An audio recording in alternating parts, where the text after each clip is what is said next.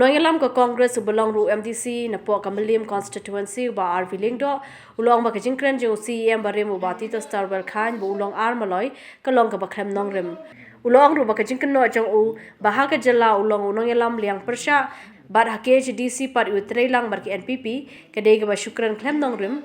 nabana kajia kun dual post ba PNCM kalapau shai ulong ru bag chia trelang po KHDC kalong nomar ka jing thmu pen kalai ka khirnet ka ban rio ka riti sanchar jagri India ka belong ka yap ka em jaka jai ban rio kumta la da om ye trelang kan wan ka sanchar ulad KHDC Mathra ka statement ka penpau ka jing long mucho jong i audiency ya mar ka ne nila era lang na parti kumle ka bangarai na marwai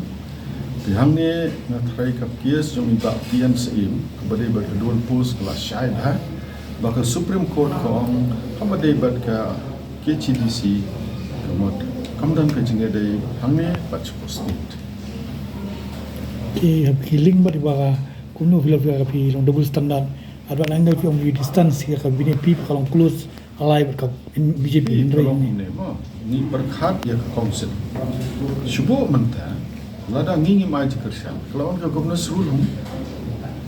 Teka kamba bang ini open sencari bang lain nago guna semua ne kababa ni teri tingi la sim me kata karai yang ba kelundon keno ka bang nda kum kata ka ba ya ka council jumi an wan ka governor sul lo kata kelung rebu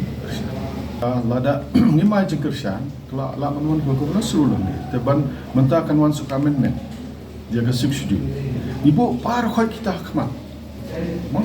Kaba lada ngimdan menta hak amendment menta yo parlimen ki wana menta del lada kawan ka governance rule mano ban pek bai ki project reo jungi khndau ka sha tiga dostor jungi numta holor kita ki nomrem ni sim bangi de banai jingkar shan ba lada ki wana ek amendment apa parlimen ni ka 6 schedule ni ne dan menta ban ai jumot ke bangi so ya hap in kershan ki bang nim so ya hap ki kershan marni ni dan rumot Kemaki dan kenarmut ini ka jing start jong CM designated sia. Hendai lada nimdan neng idan hapor ngina bi corporation. Banpek ba ka dis council ka 6 schedule jong ina namar ngatrangi te par khoi ka ji corridor ka jing pongsan ka 6 schedule. Ngatrangi apek ya kata ki interest jo ka jai benriau jo khandau ka shap